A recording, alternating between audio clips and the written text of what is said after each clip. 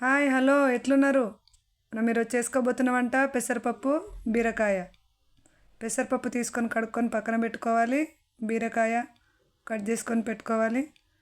ఒక బాండీలో తగినంత నూనె వేసుకొని అది నూనె వేగాక దాంట్లో ఆవాలు జీలకర్ర వేసుకొని అవి వేగాక దాంట్లో పచ్చిమిరపకాయలు కరివేపాకు వెల్లుల్లి ఉల్లిగడ్డ అవి వేసుకొని బాగా కలుపుకోవాలి.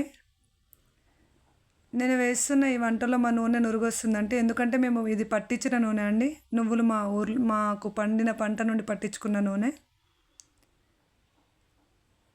అందుకని అలా నురుగొస్తుంది. తర్వాత అది బాగా వేగాక దాంట్లో పసుపు వేసుకోవాలి. ఈ పసుపు కూడా మాకు పండిన పంటే అండి. పసుపు అయ్యాక దాంట్లో బీరకాయలు వేసుకొని కలుపుకోవాలి. కలుపుకున్న తర్వాత సాల్ట్ వేసుకోవాలి.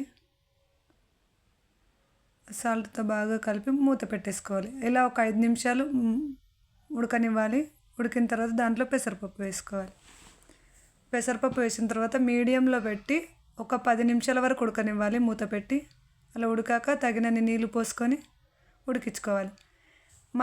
మీకు మెత్తగా కావాలంటే ఇంకా నీళ్ళు ఎక్కువ పోసుకోవాలి. మాకు ఇలానే ఇష్టం కాబట్టి నేను ఇలా ఎత్తులే చేసుకున్నాను. ఇంతే అండి. కొత్తిమీర చేసుకొని సర్వ్ చేసుకోవాలి. దీన్ని చపాతీలోకైనా అన్నంలోకైనా సర్వ్ చేసుకుంటే చాలా బాగుంటుంది. Thank you for watching our channel.